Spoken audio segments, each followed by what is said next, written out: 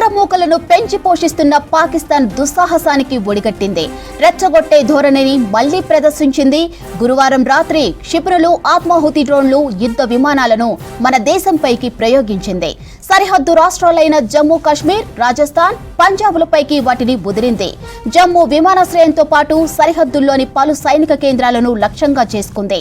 35 నిమిషాల పాటు సాగిన ఈ ప్రయత్నాలను భారత్ సమర్థంగా తిప్పికొట్టింది. 8 డ్రోన్లను, 3 ఫైటర్ జెట్లను కూల్చేసింది. పాక్ పైలట్ ను భారత సైన్యం బందీగా పట్టుకుంది. పాక్ దుస్సాహసంపై జాతీయ భద్రతా సలహాదారు అజిత్ దోవల్ సమీక్షించారు. తరువాత ఆయన పూర్తి వివరాలను ప్రధాని మోదీకి వివరించారు.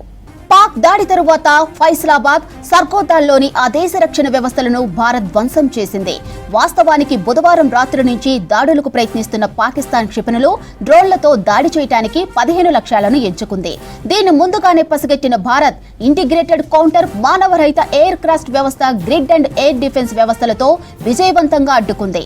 పాకిస్తాన్లోని పలు ప్రాంతాల్లోని గగనతల రక్షణకు సంబంధించిన రాడార్లను, వ్యవస్థలను భారత్ గురువారం ఉదయం ధ్వంసం చేసింది. పాక్ రాజధాని నగరం ఇస్లామాబాద్ లో గురువారం సైరన్ల మోత మోగింది. అదే సమయంలో ప్రధానమంత్రి షహబాజ్ షరీఫ్ కార్యాలయంలో సమావేశం జరుగుతూ ఉండటం గమనార్హం. ఇక గురువారం రాత్రి పాక్ మళ్లీ క్షిపణులు, డ్రోన్లను ప్రయోగించింది.